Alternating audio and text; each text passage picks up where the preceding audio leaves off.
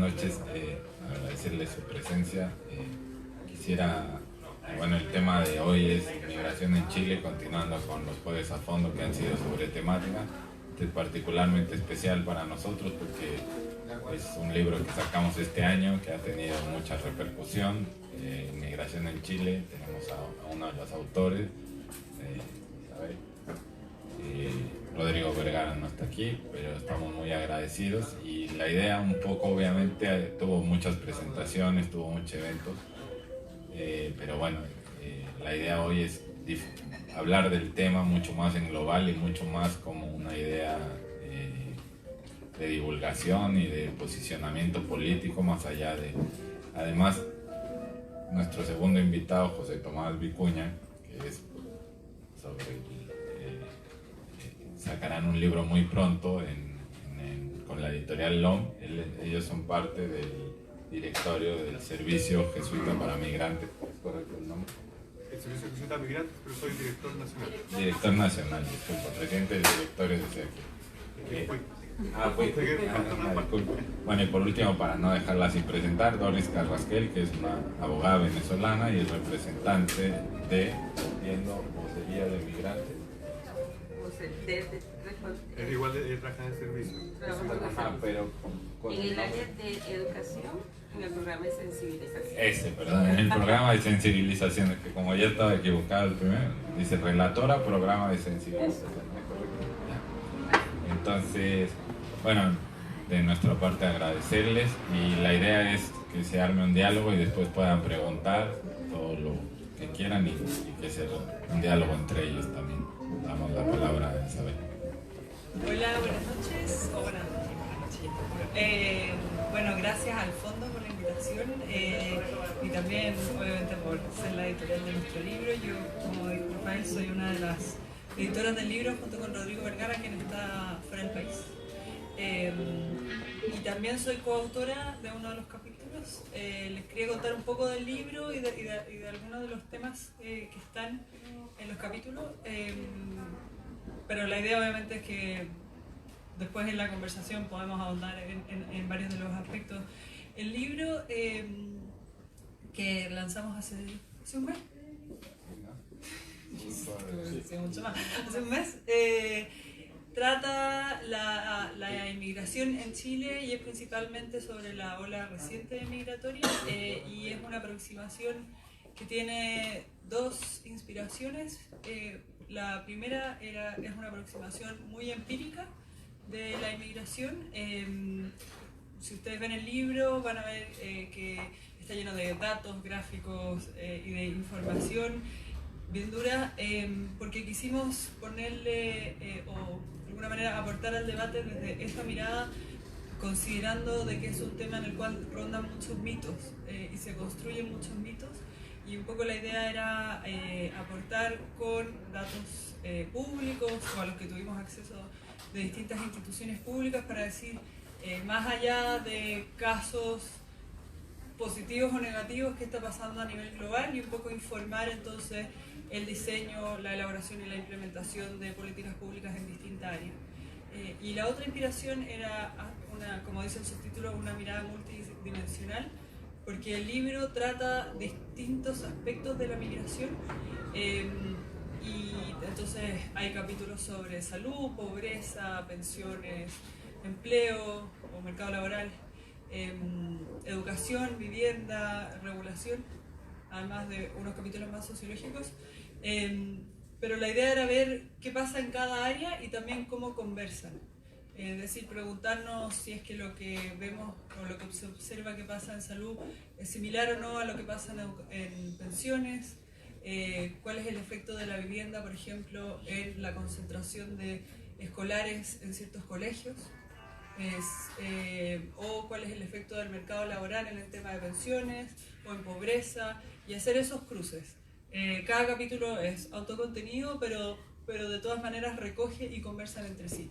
Y eso lo pudimos hacer en gran parte porque el libro, todos los autores del libro son investigadores del Centro de Estudios Públicos.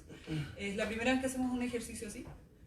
Un libro que solamente está escrito por investigadores del Centro de Estudios Públicos, y fue mucho de esas conversaciones y de ver conversar y de ver, oye, a mí me está dando esto en salud, ¿qué te da a ti en pensiones? ¿Por qué es distinto? ¿O por qué no? ¿O por qué eso? Y algunos de los, para contarle algunos de los temas que hemos visto, o de los desafíos de los que habla el libro más bien, que voy a enumerar algunos, pero el primero es que uno de los principales desafíos que vemos es regulatorio, pero no solamente regulatorio en términos del proyecto de ley, sino más allá, que es el desafío de la administración del Estado para mirar la migración como un fenómeno mucho más sistemático, o sea, mucho más complejo de lo que es hoy día. Hoy día está el Departamento de Extranjería y Migración en el Ministerio del Interior, que es un órgano de quinto orden jerárquico, tiene el mismo orden que el diario oficial, que está de seguro, y a través de eso se intenta coordinar un fenómeno que toca el Ministerio de Educación, el Ministerio de Salud, el Ministerio de Vivienda, que tiene además una expansión territorial que lo hace aún más difícil, y entonces eso es una tensión muy importante dentro del Estado, ¿no es cierto? Cómo el Estado reacciona, y lo que vemos es que muchas veces se ha hecho a través de soluciones parche, y hemos visto ejemplos de eso en salud, en educación. Cada servicio, cada ministerio ha tratado de ver qué hago, no tengo una ley o algo, o una norma administrativa que me lo permita, pero bueno, hacemos por acá, por allá, y entonces tenemos muchas soluciones, pero no hay una mirada más comprensiva, y es algo que se está impulsando en el proyecto de ley. Y además, ¿qué pasa con la coordinación entre el gobierno central y los gobiernos regionales y las municipalidades? Pensando que la política migratoria que se elabora y que se piensa a nivel central, que tiene que ver con las visas, con los permisos de residencia, pero también con todo lo que habla con la integración, cómo eso después se implementa y conversa con lo que pasa a nivel local, por ejemplo, en las municipalidades. Eso por una parte. Otro de los desafíos que vemos es que en general lo que muestran los capítulos del libro es que llamémoslo el efecto, no sé si es la palabra más adecuada, pero de la migración en las distintas áreas se ve que es bastante positivo, o que al menos derribamos varios mitos en torno a las distintas áreas, pero todavía se ve que existen muchas brechas y que eso es importante ver por qué están sucediendo. Entonces, por ejemplo, se dice que las personas que inmigran, llegan a nuestro país, usan más los servicios de salud.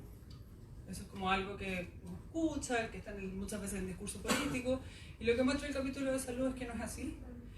No es así por distintas razones. Una, por ejemplo, es que se cumple la teoría del migrante sano, que las personas que migran en general son personas jóvenes, y que además, como el esfuerzo de migrar es un esfuerzo física y psicológicamente, hay un saco de selección en el sentido de que migran las personas que están en mejor estado de salud, y eso entonces uno dice ya, usan menos, pero después vemos la segunda parte, cuando están adscritos al sistema de salud, y ahí vemos que hay diferencias con los locales.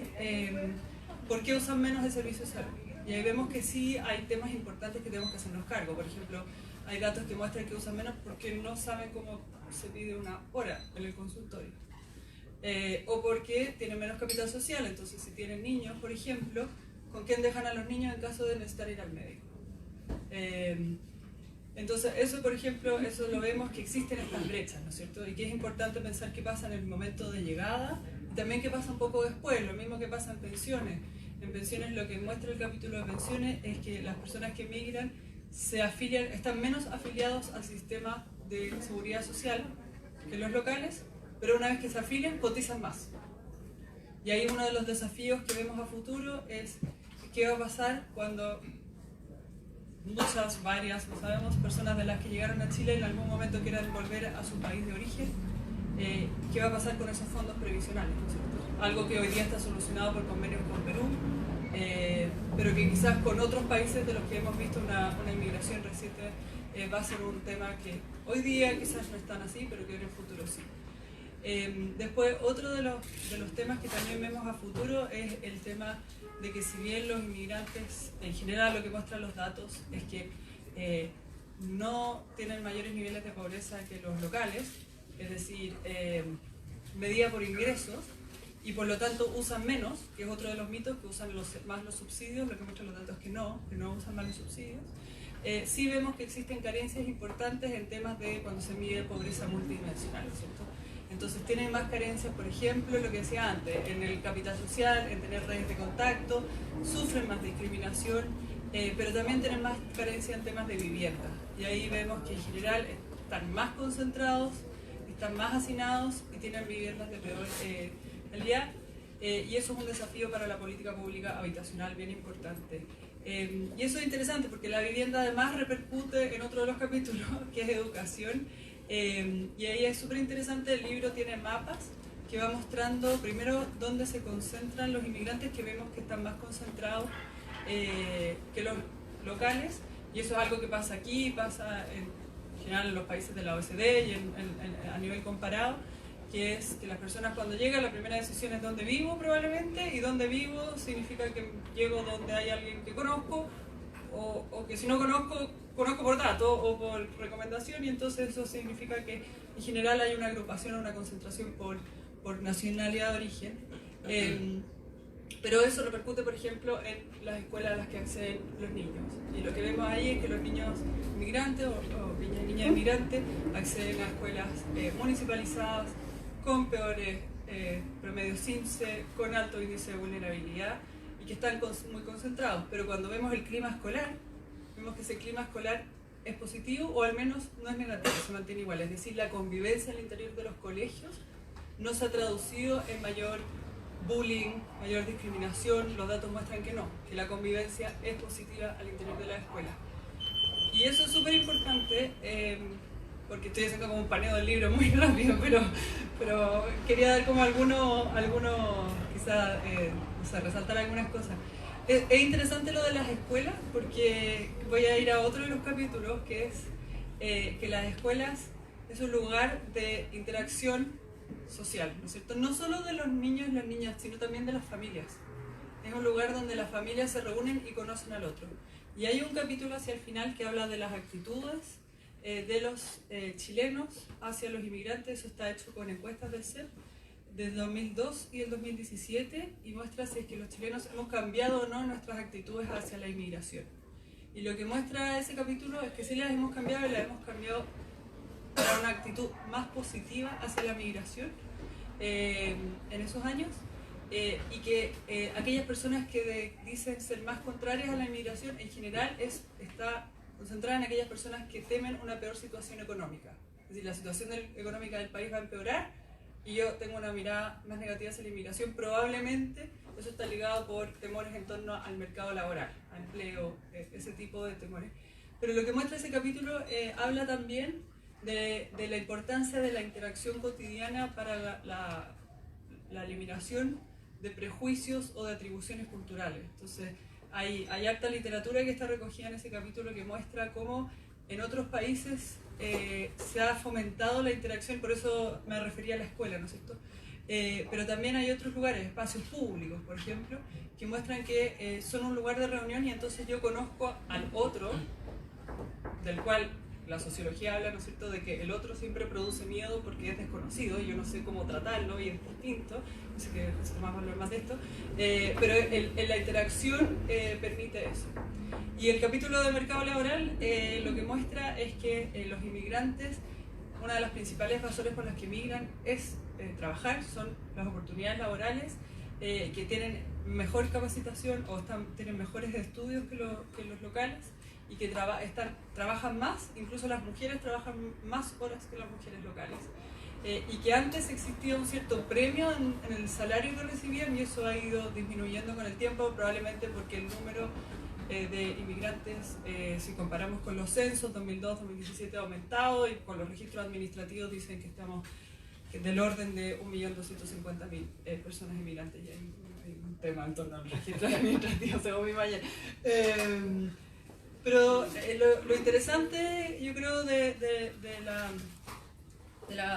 libro, es raro que diga esto, pero lo que a mí me ha interesado del libro, o lo que ha llamado la atención del libro, es que quizás el libro usa mucho la encuesta Casen, y entonces al usar la encuesta Casen uno puede hacer como la historia hacia atrás, qué pasa en el tiempo. Y eso ha llamado mucho la atención porque de alguna manera vemos un fenómeno, que la migración es un fenómeno que no es estático, que es dinámico y que está siempre cambiando, y eso, cómo va cambiando las distintas áreas. Y yo creo que ese es uno de los principales desafíos para la regulación, porque tenemos el riesgo de hacer un proyecto de ley que es el que se está discutiendo ahora en el Senado, que puede ser mirado muy respecto de lo que está pasando hoy día. Yo creo que obviamente eso es relevante, pero también hay que pensar como la migración un poco más allá y hacia el futuro, ¿no es cierto? Y eso es súper difícil. Es súper difícil, yo soy abogada de profesión, por la técnica legislativa, porque estamos acostumbrados a hacer leyes bien rígidas y que dejan poco espacio a la flexibilidad, pero al mismo tiempo uno quiere estabilidad.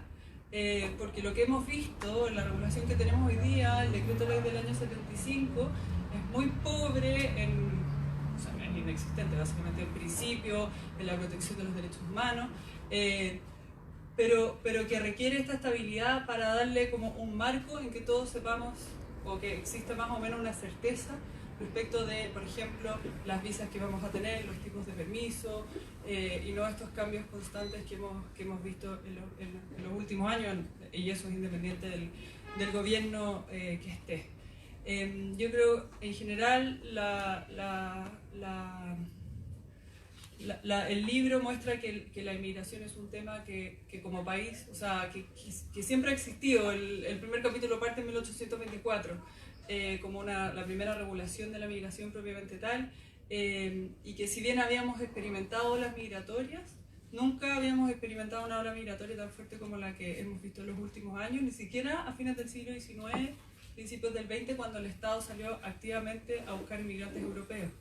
Y por eso es como un fenómeno que llegó, o sea, que siempre hemos tenido en mayores o menores cifras, pero que está aquí y que vamos a tener que pensar y reflexionar en torno a él con mucho más profundidad, especialmente las políticas públicas que tienen que ver con la integración desde los distintos sectores, y también qué pasa y cómo conversa entre los distintos sectores. O sea, estoy pensando no solamente cada uno aisladamente, sino también ver en toda su complejidad lo que significa. Ayer justo estuvimos con Isabel, entonces nos pusimos de acuerdo que iba a hablar cada uno. Entonces, así como ella habló de los desafíos administrativos en distintas dimensiones, voy a hablar de los desafíos culturales. Ahí ella algo dijo.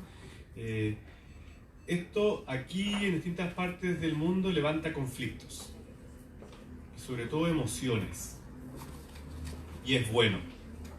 Sería muy raro si dijeron, no, mira, está todo bien, y más aún en Chile, que se triplicó la cantidad de personas migrantes en 5 años. Yo tengo más preguntas, y desde diagnósticos cotidianos, no va a ser un stand-up, pero como de cosas cotidianas que nos pueden hacer preguntarnos, y que la verdad a mí me hace preguntarme situaciones, viendo este dinamismo. Porque ya, antes eran los peruanos, después los colombianos, después los haitianos, hoy día los venezolanos, antes eran los alemanes, los palestinos, para los mapuches fueron los españoles. Siempre vamos cambiando el chivo expiatorio. Ahora de otras partes, como el servicio de visita migrante tiene oficina en otras partes, tenemos algunas cosas como regionales. Me pregunto, oye, ¿cómo están con los venezolanos allá? Igual sí, hay harto todo, pero no es un foco de atención como lo es en Perú. O sea, Chile es Haití, como Perú es a Venezuela. En Lima, la otra es, bueno, quemaron una bandera venezolana ahí en el centro, y el tema era Venezuela. Nosotros vamos venezolanizando, haitianizando, colombianizando, pero va cambiando, y uno dice, oye, Perú es el segundo foco y como que no aparecen en el diálogo. Entonces, yo le decía a la Isabel, como, ¿es la cantidad, las características, son ellos o somos nosotros? Esto nos va despertando muchas preguntas. Y en las preguntas está el lenguaje. Y el lenguaje de hartas cosas, de lo más como conceptual, de este clásico como los ilegales. ¿Qué estoy diciendo detrás de esto? Y ya le voy poniendo una carga. Cuando a mí se me vence mi carnet de identidad, siendo chileno, una vez me dice, oye, tú estás ilegal. Se te venció tu carnet. Y la ilegalidad son los actos, no son las personas. Y dice, oye, pero da lo mismo. Sí, pero es que vamos poniéndole más condimento a los conceptos, y yo lo voy nombrando ilegal, y que roba, y que es delincuente, y que tiene VIH. Entonces, eso culturalmente me va provocando miedo. Y el miedo puede ser, bueno, lo decía la Mayra ayer, como el uso político que puede tener esto. generan miedo a raíz de la migración. ¿Por qué? Porque son otros que yo puedo generar que en el fondo no son de mi población, entre comillas, y son otros. Pero hay otras cosas que a mí, me gustó mucho el libro, ya me lo leí entero, lo subrayé, hice un resumen, así que, sí, tengo un PowerPoint con un resumen, con el tema de la ola migratoria. En un país con tsunami, hablar de olas podría llevar, oye, quería exagerar, ya, pero que es ilegal, la ola, flujo migratorio. La ola con tsunami puede ser complejo. O bueno, escuchamos ayer, no a Isabel, no sé, que hablamos la invasión, el colapso, invasión, ola, ilegal. O sea, ¿cuál es el lenguaje? Porque el lenguaje, aquí el lenguaje antes, oye, los maricones, y decís que no. Y ha cambiado la percepción. Hay un fenómeno muy curioso que, ¿por qué con la diversidad sexual antes se podían hacer chistes y cosas y en 5 años cambió? Hoy día no es que exista la gente homofóbica, que no exista, pero por último es políticamente incorrecto. Y ya no va a haber alguien en la televisión haciendo de una caricaturización de la homosexualidad.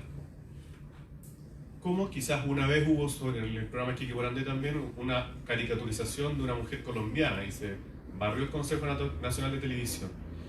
Pero el lenguaje, lo que yo voy diciendo, cómo yo voy mostrando al otro, me va también creando emociones frente al otro. Emociones de rechazo o de empatía. Acá siempre, desde el 2014 en adelante, siempre llegaron más venezolanos. Pero no fueron tema porque el tema era Haití. Eran menos. Eran similares, pero eran menos los haitianos. El tema de Haití, el sobre el amarillo y el avión.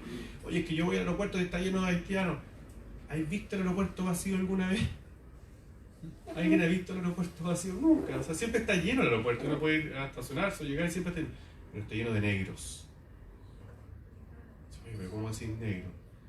Bueno, es que yo tampoco soy blanco, dijo. Y el color negro. La Ale, que trabaja en la oficina, ella es negra y ella trabaja en un almacén antes. Entonces una señora que buena voluntad, pero digo, esto es para cuestionar. Llegó y le pidió un pan. Oiga, me da un pan, sí, igual, me da el pan negro, por favor. Perdone, le dijo. Dice, ¿por qué y la Ale le dijo, ¿por qué me pide perdón? No, es que, pero si el pan es negro y yo soy negra, no hay problema, le dijo. Pero tuvo un día negro y yo trafico en el mercado negro y tú estás en mi lista negra. Parece como que lo negro es malo, moralmente, valóricamente, el lenguaje nuevamente. Y la crisis migratoria, la crisis del Mediterráneo, la crisis, yo digo, lo de Venezuela es una crisis humanitaria, ¿no? Y lo ha dicho la OEA, no lo digo yo. Pero crisis, ola, invasión, negro, pobreza, delincuencia, tráfico, VIH y el desempleo, los migrantes. En las últimas cifras de desempleo, bueno, ahí Felipe Larraín dijo que fue producto de la inmigración. Y Monkeberg del trabajo dijo, no hay evidencia. Y después Piñera dijo, sí, fue la inmigración. Monkeberg al día siguiente dijo, sí, fue la inmigración. Cambió de opinión, bueno, si es que haya cambiado de opinión, hay que decir. Ahí del CEL dijeron, oye, ojo, no hay evidencia todavía como a ser tan conclusivo. Y Juan Bravo de Clape también dice, oye, ojo. Pero, queda. Entonces, justo cuando sucedió lo de Venezuela en el norte chileno, bueno, decreto Fuerzas Armadas a la frontera. Entonces, como esta sensación de vocabulario, acción que nos va creando algo. Y si uno fija, han habido complejidades, obvio. Tampoco digo, no, aquí no ha pasado nada. ¿Hay efectos del mercado de trabajo? Sí, sí se ha cambiado la composición. Pero llegaron 800.000 personas en 5 años. ¿Por qué estamos sentados hablando de migración? O sea, como, el país va a colapsar y se va a derribar. Y el Banco Central dice, mira, la economía del PIB tendencial creció 0,25. Bueno, en el libro también todos los colegios municipales coparon su matrícula, estaba más vacía gracias a estudiantes migrantes. Han ido creciendo restaurantes, barberías, peluquerías, servicios de comida, de transporte. Ya no había complejidad en vivienda. Ha aumentado el número de familias migrantes en campamento. Ha aumentado a veces como el trabajo informal. Se ha visto ahí, han ido bajando salarios, pero de repente es tan tajante que pasa esto. Nosotros el libro al principio lo íbamos a hacer con todos los mitos. Nos roban, son delincuentes, colapsan los servicios de salud, pero dijimos ahí que igual los mitos, pese a que comprobamos lo contrario, termina como el título. Entonces, ¿cómo yo me refiero? Y el refiero puede ser en términos como de peligro, miedo, pero también en términos condescendientes. nuestros hermanos venezolanos y hermanos haitianos. Porque si son gringos alemanes no son hermanos. No, los hermanos son algunos nomás. Saquemos la foto, oye, con el niño de Haití. Con el adulto no, pero con el niño sí. Y oye, toma, bueno, ahí el ex director de Miguel Jackson contó con una señora de buena intención. O sea, esto yo quiero como cuestionar lo del helado, que una señora le dio un helado a una persona y era negra y dice, tome, y dice, señora, hablo 4 idiomas, no, soy abogado o médico, no sé qué era, no se preocupe. Y ahí entra el tema del racismo. El racismo no solo tiene que ver con un color de piel, sino con la estructura de actitudes que inferiorizan o deshumanizan. Puede ser por uno o por otro lado. Y digo, ya, mira, yo a veces, ¿por qué le voy a perdonar más? La otra vez, en una institución, no voy a dar tanto detalle, pero en una institución jesuita, había una persona migrante que la verdad no estaba haciendo un buen trabajo. Y las personas de la parroquia, del lugar, le dijeron al jesuita, padre, si no fuera migrante, la hubiera echado. Y él dijo, mira, sí, estoy diciendo también condescendiente. Como que se puede dar por lado y lado esto, viendo el lenguaje dicotómico, algo que salió harto ayer, en las famosas fronteras abiertas o cerradas. Trump, Duterte, Salvini no tienen, con todo su vocabulario y acciones, no tienen frontera cerrada. No, es que no existe la frontera cerrada. Y Trudeau o Merkel tampoco tienen las fronteras abiertas. O la Jacinta Ardern tampoco tiene las fronteras abiertas. Entonces, frontera abierta, cerrada, aporta, no aporta, roba, sin estudios, con estudios. Entonces, como esta realidad dicotómica, cuando, bueno, la isla de Isabel decía, la migración es compleja, sí, porque el ser humano es complejo, entonces podemos una complejidad dejarla en sí, no, abierto, cerrado, yo creo que no, viendo que, por otro lado, en el lenguaje a veces se culpa, es que ellos mienten y entran como turistas, y, oye, la ley permite eso. ¿Ellos son los culpables de la ley o nosotros somos los culpables de la ley? Están entrando por paso habilitado, democracia. Y la ley permite entrar como turista y cambiar. Porque si una persona dice en la frontera quiero venir a trabajar, no la van a dejar entrar. Entonces es que nos vienen a mentir y están como turistas, son falsos turistas y más encima piden refugio después de que se les vence la visa de turismo. Nosotros tenemos un montón de casos que le dan la cita de turismo a los 4 o 5 meses. Por eso se les vence la visa de turismo. No es que vayan, oye, sé que se me venció mi visa, ahora voy a pedir. No, y no tienen sus documentos. Y si, bueno, se demoran 8 meses en obtener un carnet de identidad. Hay mafia afuera de extranjería vendiendo números. Ni en los CEFAM hay números que se venden. Hay mafia, conocemos personas de 5 a 100 lucas que han comprado. Y eso que te demuestra que están preocupados de regularizarse, están comprando un servicio que no se deberá tener mafia. Entonces, como el otro como culpable, el otro como otro, o el otro como pobrecito. Y ahí entra el racismo, que puede ser de distintas maneras, y aquí me baso, bueno, la última vez fue la María Emilia Tillú a la oficina y nombró como, me gustó harto el racismo de los sentidos.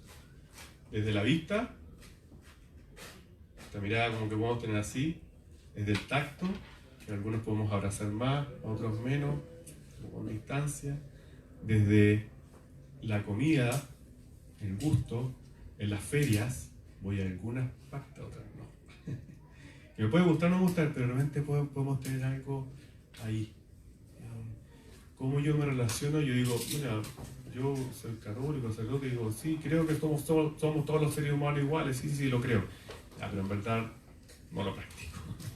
En el Festival de Viña, Jorge Alice hizo harta comparación con Argentina, y nos reía, va. Digo, sí, porque a ustedes no les gusta ser menores que los bolivianos. Y hubo un silencio en el Festival de Viña. Entonces, como que nos comparen con algunos. Una vez me tocó una radio y Fernando Pausen me contaba que una vez por crecimiento económico en el Mercurio había salido portada, adiós Latinoamérica. Como, no somos de acá, somos de allá. Y eso, porque si vienen migrantes, bueno, en los decretos, que esto es para mejorar la raza, para venirse a mejorar, que sale en el libro el decreto, pues, mira, vamos, esto es para mejorar la raza. ¿Qué es la raza? Tenemos distintos perfiles genéticos. La verdad, la raza de la UNESCO en 51 dijo que no existía. Y el decreto es después del UNESCO, pese que ya se había dicho que no. Es decir, muchas veces nos pasa, y eso es lo que provoca el conflicto. Que algunos, una vez a Pedro Buell le escuché cuando una vez a un turista estadounidense le habían robado la cámara, y como que, bueno, el chileno pillo, pues, le roba la cámara y pero si se lo hubiera robado a otro, de otra nacionalidad lo hubiera hecho distinto. Y nos cuestiona la identidad del chileno. A propósito de la marcha el sábado que quieren hacer, porque estamos perdiendo la chilenidad, dicen. ¿Qué es la chilenidad? ¿Es poner banderas, bailar cuecas, comer choripanes, comer porotos? Yo no sé. Ser chileno aquí es distinto a ser chileno en Punta Arenas, es distinto a ser chileno en Valparaíso, en La Serena. Entonces, ¿cómo vamos configurando la identidad?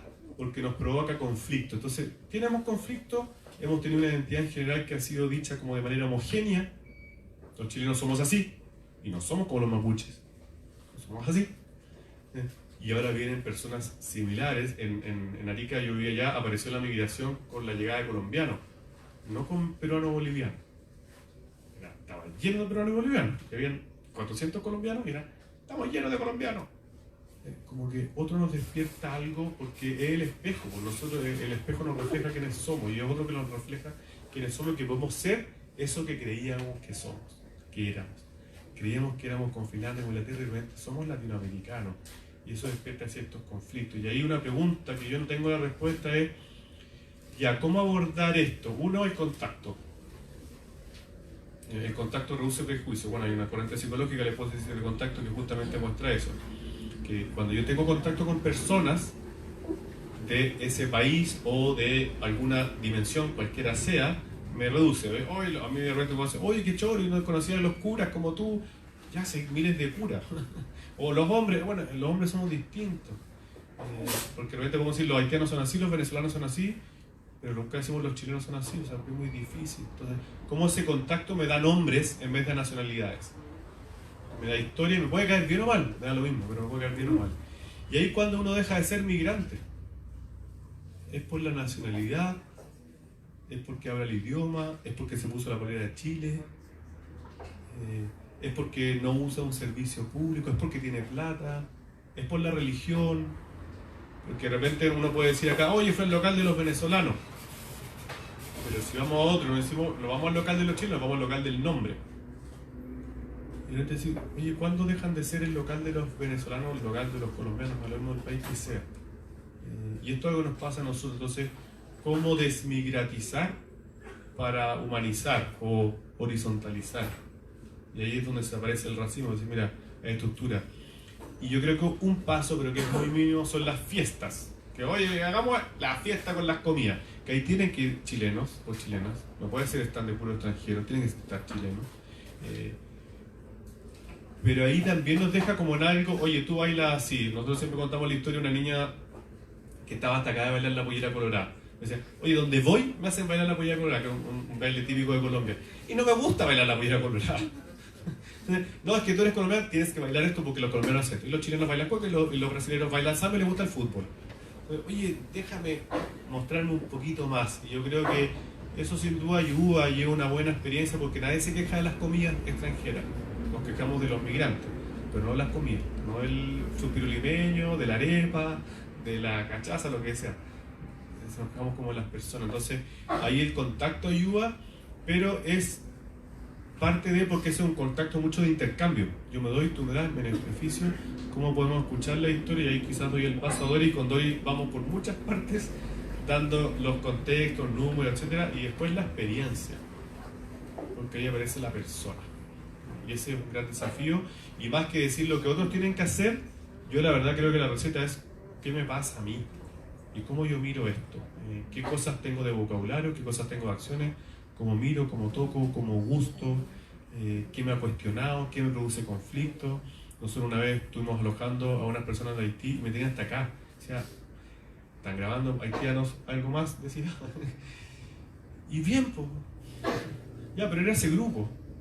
Está bien que me caigan mal también. No me pueden caer bien todos los migrantes, son seres humanos. Yo los distribuyo normal. Gente buena, pesada, simpática, flaca, gorda, inteligente, bastante todo lo mismo. Pero no generalizar a un colectivo gigante en torno a una característica. Y ahí está bien que algunos caigan bien, otros mal, pero desde el contacto y desde la propia experiencia y tener ahí el coraje de cuestionar la propia identidad, diferenciando la identidad de la cultura. Pero hay que cuestionar la propia identidad y cómo yo me relaciono con el otro. Mi nombre es Dori Carrasquer, venezolana. Tengo 2 años y medio en Chile. Y oyendo hablar a Isabel, ella decía que todo el tema de regularización habían como muchas soluciones de parche. Y yo me remontaba cuando yo empecé como mi proceso para sacar la visa y todo este tema. Y los cambios, es decir, cuando uno empieza con la visa temporaria, primero debes tener un contrato de trabajo para uno poder meter tus papeles en extranjería. Eso es un requisito fundamental, tener el contrato de trabajo. Y eso a mí me duró que más o menos en 3-4 meses salió la visa temporal. Y cuando cuando falta aproximadamente, antes de vencerse el RUT, tú debes meter los papeles para la permanencia definitiva. Y recuerdo que a mí se me vencía mi carnet el 27 de abril, el 27 de abril, y no los podía meter antes porque no tenía las cotizaciones completas. Y sobre todo por este tema, cuando uno habla de las cotizaciones, para uno es importante, pero por el tema de papeles. O sea, uno no está viendo la importancia de las cotizaciones como de repente yo lo hubiese podido ver en Venezuela. Porque voy a tener una pensión, porque esto me va a mí a garantizar algo a un futuro. Cuando tú estás como persona migrante, las cotizaciones es un requisito más para obtener papeles. Y a mí, una vez que yo metí mis papeles, que no lo metí completo, las cotizaciones, porque te piden para la permanencia definitiva 8 cotizaciones. Y yo tenía 7 y yo me arriesgué. Yo dije, me arriesgo, esperando a que me mandaran también la carta, mira, te falta esto, debes mandar el papel histórico de las cotizaciones. Y aproximadamente antes tardaban en darte una respuesta porque el paso siguiente es que a ti te llegue la orden de giro para pagar lo de la permanencia definitiva. A mí me tardó aproximadamente mes y medio. Hoy, a muchas personas, tengo una sobrina que metió ese mismo papel en enero y todavía no ha llegado la orden de giro. Y antes una permanencia definitiva te llegaba aproximadamente 6 meses. Para mí, yo obtener la permanencia definitiva fueron exactamente 15 meses. Y 15 meses en que uno está en lo que nosotros llamamos como en un limbo jurídico. Porque uno con un carnet vencido no puedes hacer absolutamente nada. Ni siquiera si vas a hacer una llamada, vas a consultar algo, lo primero que te dicen, ingrese su RUT. Y ni siquiera hacer un plan de teléfono. Entonces es como que ¿cómo se llama? Este limbo jurídico en el que uno queda. Y esas soluciones de parche, porque primero yo empecé haciendo la fila en la PDI. Y después quitaron la fila de la PDI porque, empezaron con todo esto, demasiadas filas, no sé cuánto, y quitaron la fila. Y llegaron al tema que todo se iba a hacer online. Pero que te metías para reservar hora y no te daban hora. Y nada que te daban hora y comienza, esto te tienes que meter por otros caminos y es cuando comienza y la gente compra las horas. Yo recuerdo que yo iba por la PDI y estaba la gente y te decía, vas a buscar hora, te reservo hora, te reservo hora. Y entonces uno lo que opta, yo esperaba. Y ya después salió lista de espera. Cuando me llegó lo de la permanencia definitiva, el cartón que llega, debes registrarlo en la PDI. Entonces yo estaba en reserva, en lista de espera, y faltando 2 días para que se me venciera el carnet de la permanencia definitiva, me acerqué a la PDI y le dije, mira, a mí se me vence esto el lunes. Me dijo, como se espera a que te falte un día para que se te vence. Y te vienes el viernes por asuntos especiales. Y a mí, faltando un día para que se me venciera esto, es que yo me fui a asuntos especiales. Pero ¿cuántas personas no saben de esto? Y si se le vence ese cartón, viene la multa. Y así a muchísimos. Y entonces es lo que decía Isabel, o sea, son soluciones de parche. Entonces ya no es la fila, ya no es la reserva de horas, ahora son la lista de espera. Y la cantidad de gente que viene con tantas angustias por este tema de la lista de espera. Y es eso, la regularización es como que en la medida como que se van oyendo muchas cosas, es que van dando como otra solución. Vamos a ver qué viene ahora cuando la gente ya... Yo digo que antes la permanencia definitiva eran 9 meses, 15 meses. Yo estimo que ahora una persona que está metiendo permanencia definitiva ahora, yo creo que será como 2 años. Y 2 años que quedan sin un carnet. Y otra cosa, lo que decía Isabel también en cuanto a vivienda, y cuando ella decía, y en el libro sale, la gente normalmente cuando en el libro aparece el porcentaje de dónde está concentrado el mayor número. Santiago es aquí un 41% de los venezolanos. Sí, un 41% acá en la zona metropolitana, y los venezolanos estamos en 64 comunas, distintos de los colombianos que son los que como que están en mayor comuna, están en 164 comunas. Pero es lo que decía Isabel, uno, ¿qué es lo que busca? Cuando tú vas a migrar es porque nosotros estamos en Chile porque aquí hay una hermana de mi esposo. Y vivo donde vivo porque ahí es donde vive la hermana de mi esposo. Porque si yo hubiese tenido conocimiento de aquí en Santiago, región metropolitana, yo hubiese estado viviendo por aquí porque me queda más cerca todo. En cambio, yo vivo a las afueras de Santiago, donde el pasaje me sale mucho más caro porque yo tengo que tomar un metro, un bus. Entonces, sumarle todo esto al tema de arriendo, gastos comunes, entonces es como que bien complicado.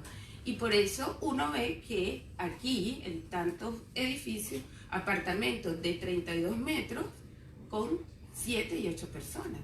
¿Pero por qué? Bueno, porque ¿cómo tú pagas un arriendo con un salario mínimo? Si tienes todos estos gastos también. Entonces, todo lo que uno ve. Y con el tema de educación, que también va ligado, vivienda, educación. Anoche estábamos en un liceo y el profesor al final decía que las escuelas municipales se salvaron por los migrantes. Porque él decía que en esta escuela este año triplicó el número de migrantes. Entonces es como que porque donde uno, sobre todo cuando viene y tiene los hijos, lo primero que tú buscas es dónde voy a poner a mis hijos. Y tienen que estudiar también cerca de donde vivo. Entonces eso lleva también a esto, el tema de vivienda, educación. Y en el libro salía que el tema de educación, sobre todo el tema de nota, el promedio, el nivel de estudio, pero también se hablaba de la educación superior y decían que muchos estudiantes, después que terminan los estudios, que termina la media, y quieren continuar sus estudios superiores, ¿cómo? Costos. Para obtener beneficios, una persona migrante, un estudiante migrante, debes tener la permanencia definitiva, y si no tienes la permanencia definitiva no puedes optar por la gratuidad. Y muchos de estos migrantes, estudiantes, lo que tienen es la visa de estudiante, tienen la visa de niño, niña y adolescente. Entonces como que se unen como muchas cosas en este sentido, con todo el tema de educación. Y uno, o sea, cuando nosotros nos vinimos aquí, yo tengo 2 hijos, y sobre todo mi deseo es que mis hijos continúen los estudios. Mi hija hizo aquí 3º y 4º medio. Y yo ahorita oyendo, a mí me parece tan loco porque nosotros yo vivo en Colina y mi hija estudia en Las Condes. Por estas cuestiones de desconocimiento, de que no sabes, y entonces es como muy loco, ¿no? O sea, cuando uno se pone, y sobre todo cuando empiezas a sacar números en cuanto a todo lo que me sale este costo, ¿no? Y por otra parte, cuando hablan de en cuanto al trabajo, yo les decía que en el libro sale que hay el mayor porcentaje de los migrantes son los que tienen contratos por tiempo indefinido. Y yo creo que esto tiene que ver por eso, porque tú para obtener, para tus papeles, tiene que ser con un contrato. Y entonces muchas personas se quedan en algunos lugares de trabajo que no son en las mejores condiciones porque tú quieres tener tu permanencia definitiva. Y entonces estás ahí aguantando muchas cosas por la permanencia definitiva. Y que las mujeres trabajan más. Yo recuerdo que cuando yo comencé a trabajar, yo tuve 2 empleos antes de llegar aquí al servicio jesuita, y yo trabajaba en un punto de Claro, y trabajaba de lunes a domingo, de 10 de la mañana a 9 de la noche. Y había una muchacha que estaba en un puesto y ella me decía, pero es que tú no puedes hacer eso, tú no puedes permitir trabajar tanto. ¿Cómo tú vas a permitir eso? Y yo decía, es que hay tantas cosas que uno permite porque tú tienes compromiso, tú tienes una vivienda que atender, tú tienes que tu salario también complementa para todo lo demás. Y entonces por eso se dan muchos abusos y que uno sabe, o sea, estás consciente de que eso no debe ser. Pero ¿qué haces? Porque uno por obtener tu documento, a veces uno permite muchas cosas.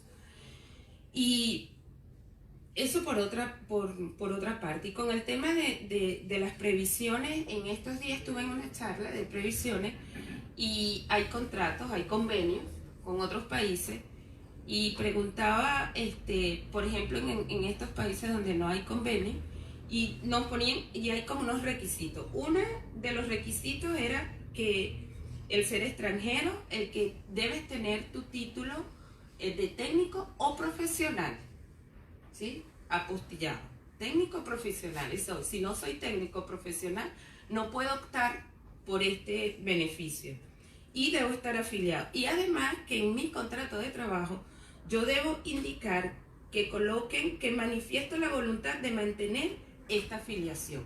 Si esa cláusula no aparece en mi contrato, ya ahí se me termina. Ya, ¿y quién sabe eso? Yo lo sé porque estuve en una charla recientemente, pero ¿quién sabe?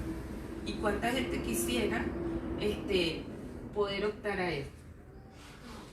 Y si hablamos en cuanto a salud, yo creo que una de las cosas que decía Isabel, el tema de desconocimiento, y es verdad, o sea, yo por ejemplo, yo recientemente fue que me fui a inscribir al consultorio. No por desconocimiento, a veces uno, y cuando tú le dices a la gente te debes inscribir en el consultorio, debes registrarte en el registro social de hogares para que puedas obtener beneficios del municipio, mucha gente lo que te dice, pero es que tengo que pedir permiso en el trabajo y la gente no se lo permite. Entonces yo creo que uno es este tema del desconocimiento en ese sentido. Y en cuanto a lo que decía Chumi, todo el tema de racismo, yo recuerdo... recuerdo cuando hablaba de la persona que decía esto de invasión y toda esta cantidad de cosas con los migrantes. Mi hija trabaja en un puesto de venta de carcasas y todos accesorios para teléfonos y son 4 muchachas las que trabajan en ese lugar y semanalmente mi hija trabaja fin de semana, pero la cantidad de cuentos y la gente que entra es que ustedes los extranjeros vienen a invadirnos, es que ustedes y llegan a cosas a lo que nosotros llamamos ese racismo cotidiano.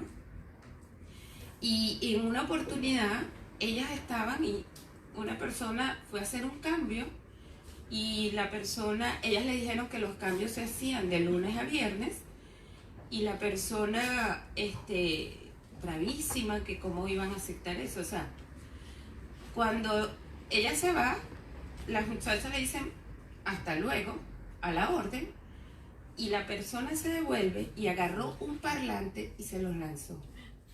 Entonces, son esas cosas a las que se enfrentan diariamente. Yo, porque esto me lo cuenta mi hijo, pero ¿cuántos no están, viven esto, ¿no? O sea, yo creo que son tantas cosas que, y no es que uno viene a invadir, no vienes a quitar el trabajo. Yo creo que son las circunstancias. Si a mí me hubiesen, mira, yo digo, desde el 2013 en mi casa hablaban de salir del país y yo me negaba. Yo no quería salir de mi país. Yo no quería salir de mi país. Pero son las circunstancias que te obligan y te empujan a buscar un mejor camino, unas mejores oportunidades. Y lo pensaba sobre todo por mis hijos, porque ella no darle a ellos la oportunidad de tener una mejor vida. Entonces eso es a lo que uno se enfrenta en esto.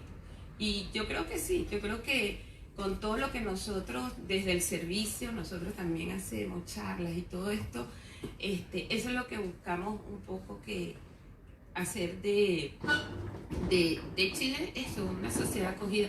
Creo que el tema de los libros, el que la academia saquen estos libros también ayuda muchísimo. O sea, yo era asombrada, por ejemplo, eso de los porcentajes, en qué comunas estamos.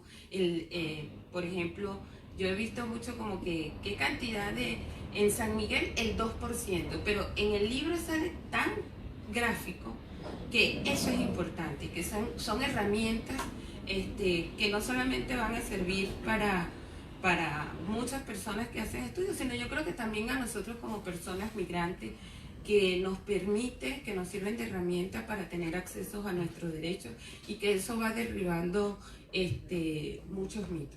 De verdad que sí. Muchas gracias. Hola, yo llego casi por casualidad a esto, porque hoy día me llegó la invitación de Luis. Me pareció un tema interesante. Voy a ser crítico, ¿no? Pero en buena onda, ¿sí? Yo creo que es un poco lo que ustedes también quieren, un poco respuesta. Yo no he leído el libro, lo vi ahora recién, voy a leerlo para hacer la crítica. Y además me interesa mucho, yo hice la crítica de los textos de Solimano. Y ojo, los textos de Solimano fueron escritos antes de esta ola migratoria. Las preocupaciones que se tenían antes de estas últimas olas migratorias, masivas, en todo el planeta, y por distintos motivos, a veces por la violencia, a veces por la precariedad económica, a veces por las expectativas. Son distintos los motivos en los continentes. Yo creo que siguen siendo válidas los principios argumentales que planteaba alguna vez la CEPAL y el propio Solimano respecto a los derechos de los migrantes como objeto central de su preocupación. Pero coincido con ustedes que las migraciones y los procesos son distintos. Dos comentarios. Un comentario primero respecto al problema de las cifras. Yo, de todas las cosas que te escuché, me pareció súper interesante. Aclarar qué es lo que estamos diciendo cuando decimos cosas respecto a los migrantes. En educación, en salud, en vivienda, me parece clave. Clave además por un problema nuevo, que es que esto requiere también el diseño de políticas públicas. El tema, efectivamente, el 1.200.000, esto es un problema de proporciones. Chile es un país de 18 millones de habitantes. Yo creo que ya estamos pronto al 10% de migrantes. No es lo mismo, ¿no? Ustedes pueden ir a Estados Unidos, pueden ir a Brasil, que son países enormes. ¿Cuántos son los millones de migrantes que tienen que lograr para el 10%? le falta todo esto y todo esto. Chile es chiquitito. Chile además está en un ciclo económico difícil, complejo. El problema de la sequía también va a afectar a Chile. Todo esto también genera caldo cultivo para los racismos, para la xenofobia. Primero, felicitaciones a Elizabeth y al Chumi. Como comentarios desde lo cotidiano que uno vive con migrantes y desde lo poco que he podido compartir de lo que ustedes hacen, pero encuentro bien interesante que a este gobierno le gusta mucho hacer como miradas generales de muchos temas. Parte de lo que yo he visto que está en el libro, que no me lo he leído todo, pero sí he visto partes que ustedes han mostrado en algunos conversatorios, son temas como por ejemplo de la vivienda y la migración. O sea, se dice mucho que el migrante vive en zonas céntricas, que no ocupa o que está cercano al tema de áreas verdes. Particularmente yo trabajo en una fundación que se dedica a recuperar áreas verdes y conozco bien el tema, pero nunca se hace lo que ustedes están haciendo en el libro, y es el doble clic. Es decir, ¿qué espacios del centro, por ejemplo, están ocupando los migrantes? ¿Cuáles son esos espacios y en qué condiciones? Entonces, esos son los temas que están invisibilizados y que la gente no los conoce. También mi compatriota venezolana me mencionaba temas, sí, pueden haber ciertas políticas públicas ciertamente accesibles, pero no se está mirando cómo las personas pueden acceder a ello. O sea, hay migrantes que no tienen a veces ni para tomar la micro, hay migrantes que claramente no pueden tener permisos en los trabajos. Entonces, se crea una serie de políticas públicas sin comprender cuál es la realidad cotidiana de un migrante. Y el otro comentario que quería hacer que ha sido bastante significativo en lo poco que he visto de ustedes, y a propósito de lo que decía mi antecesor, es el tema del vocabulario. O sea, es súper violento, número uno, cuando, como decía el Chumi, uno habla de las olas migratorias, de las invasiones, o del boom, o de la explosión. Crea una realidad que ciertamente choca con la razón por la cual uno está acá, que no es más que una crisis humanitaria. Una crisis humanitaria que sí, que nos obliga a todos salir, y que además siento que se hace un poco un circo en los medios de comunicación, y con eso cierro. Pero creo que es súper importante ponerle el ojo. Como venezolano constantemente me preguntan, bueno, ¿y en Venezuela Maduro tiene o no tiene legitimidad? Y a mí me causa como entre una risa y un dolor profundo, porque digo, ¿y qué importa? O sea, si tiene legitimidad política o no tiene legitimidad política, la realidad es la misma. La gente vive una crisis humanitaria, la gente no consigue medicina, la gente se muere de hambre. Entonces, ¿qué importa si la gente vota o no vota por Maduro? Pero se caricaturiza políticamente un tema que no permite dejar ver claramente lo importante, y es que es una crisis humanitaria. Así que eso, mis felicitaciones y gracias. Gracias por los comentarios. Voy a ser un poco desordenada, pero es súper interesante, bueno, lo que comentaron del libro. Me siento como profesor y con mi alumno, no voy a hacerle prueba. Pero sobre todo la mirada, ¿no es cierto?, en primera persona tuya, porque además es como la ratificación vivencial tuya y de tu experiencia de hartas cosas que salen en el libro. La importancia de las cotizaciones. Quiero contar esto porque cuando estábamos dando una vuelta en el capítulo de previsión y de pensiones, que fue un capítulo súper difícil de hacer, porque es menos explorado y había menos datos. Había un salto y no entendíamos por qué ese salto.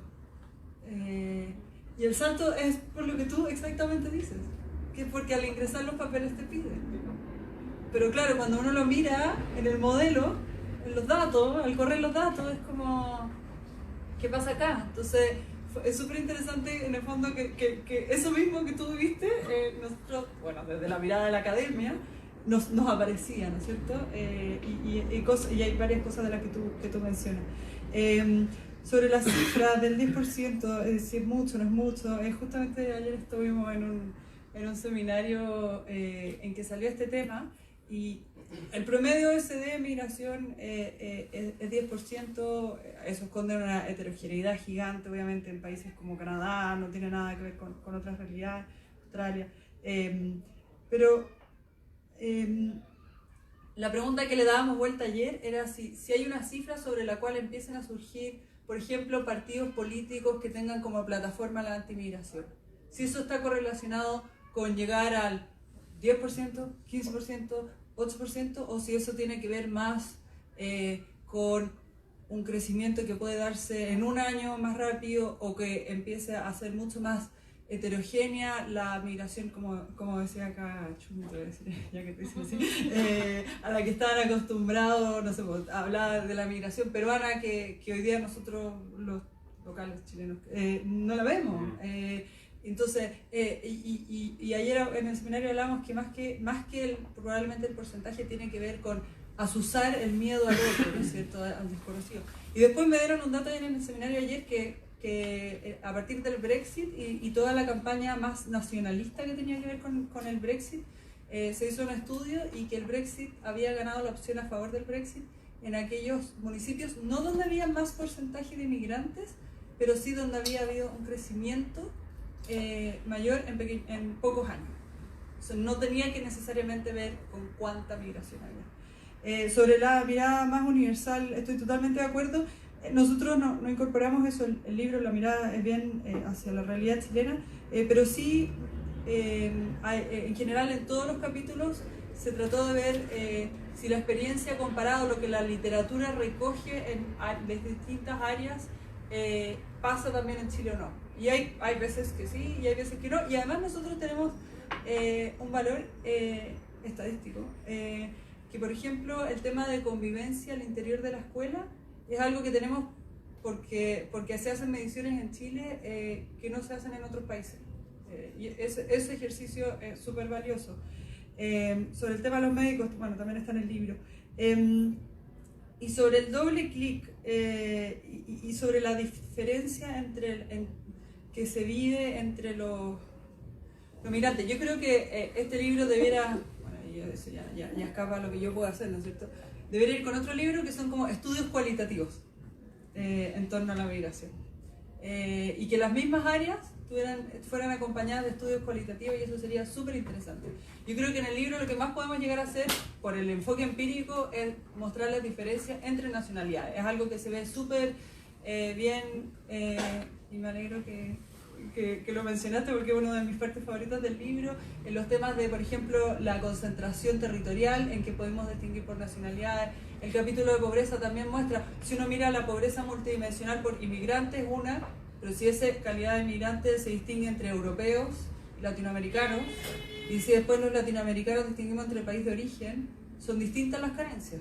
Las carencias de las personas que vienen de Bolivia son distintas de las carencias de las personas que vienen de Venezuela, distintas de las carencias. Y eso sí, en la medida que teníamos datos, lo pudimos hacer. No siempre es así, por eso digo que sería muy interesante un estudio que tiene que ver más con lo cualitativo.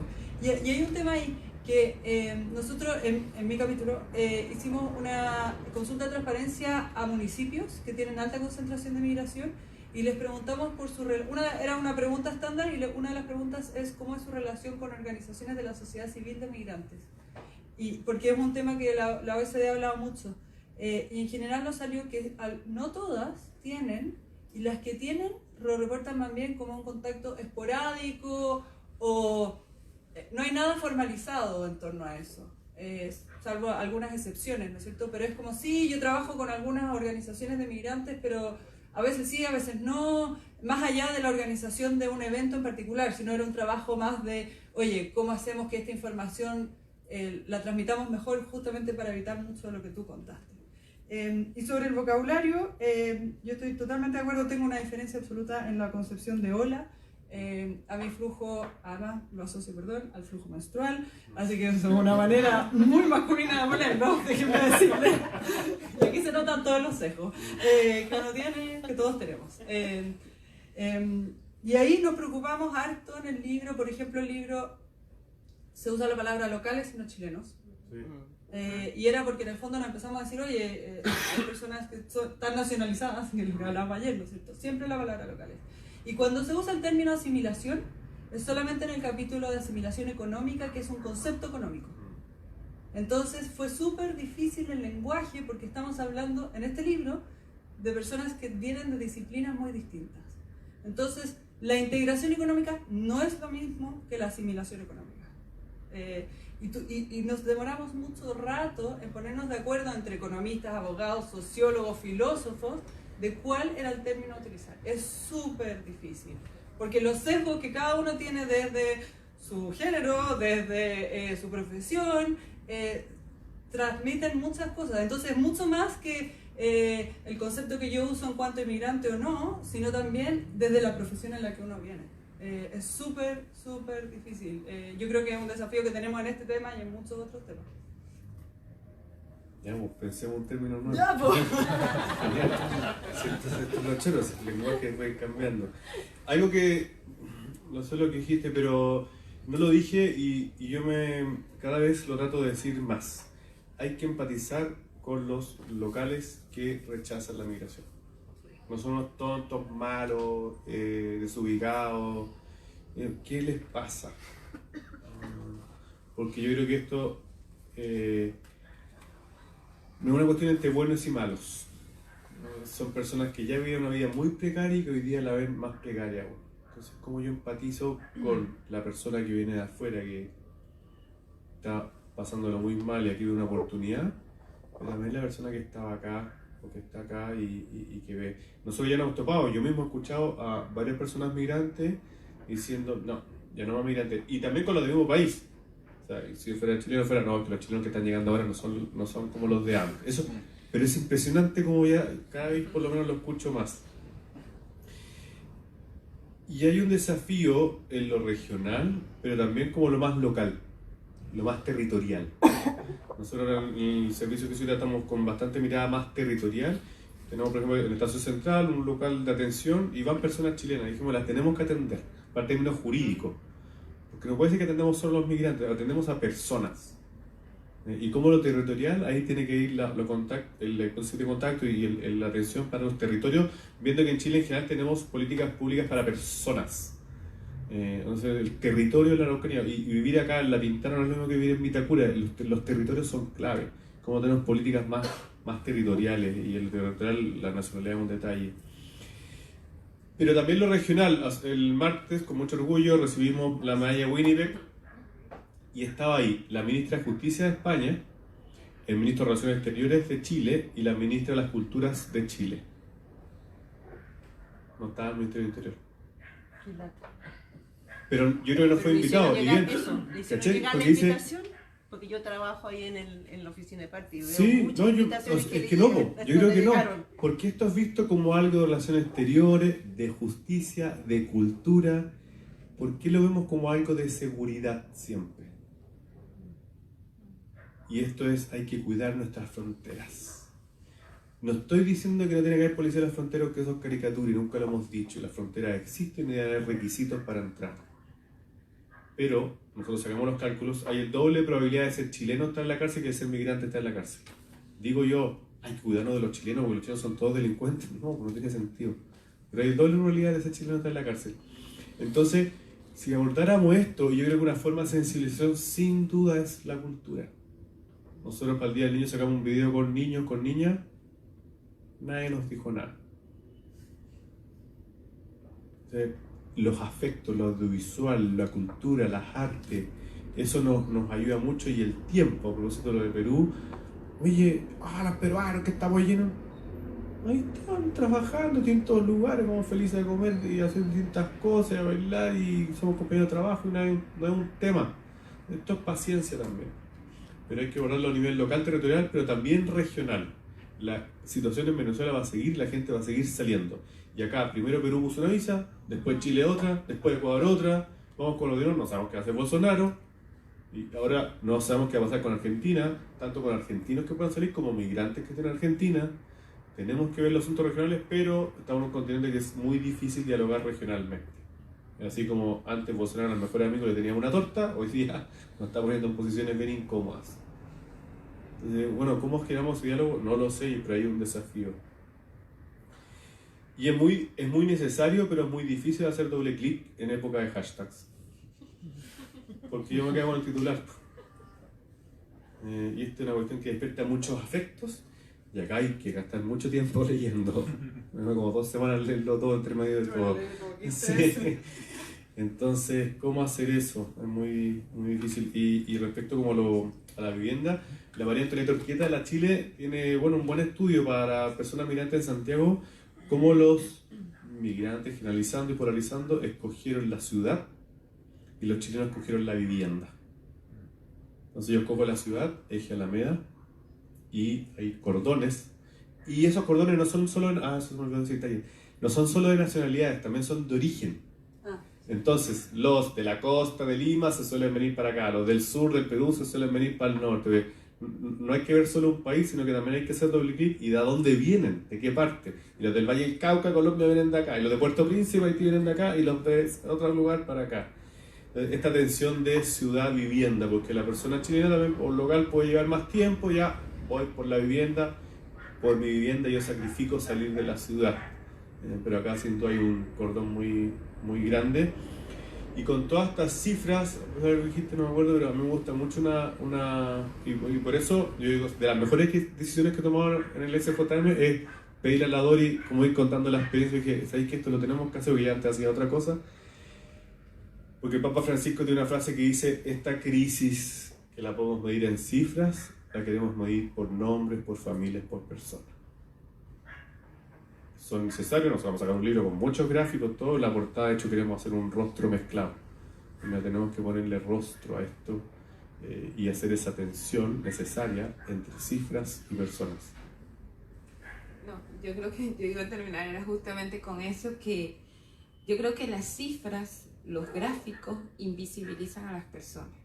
Y nosotros lo que tenemos que ver detrás de todos estos números son historias de vida. Es el dolor, son los sueños. Entonces yo creo que eso es lo importante. Que más que migrantes somos personas. Bueno, agradecer, un aplauso.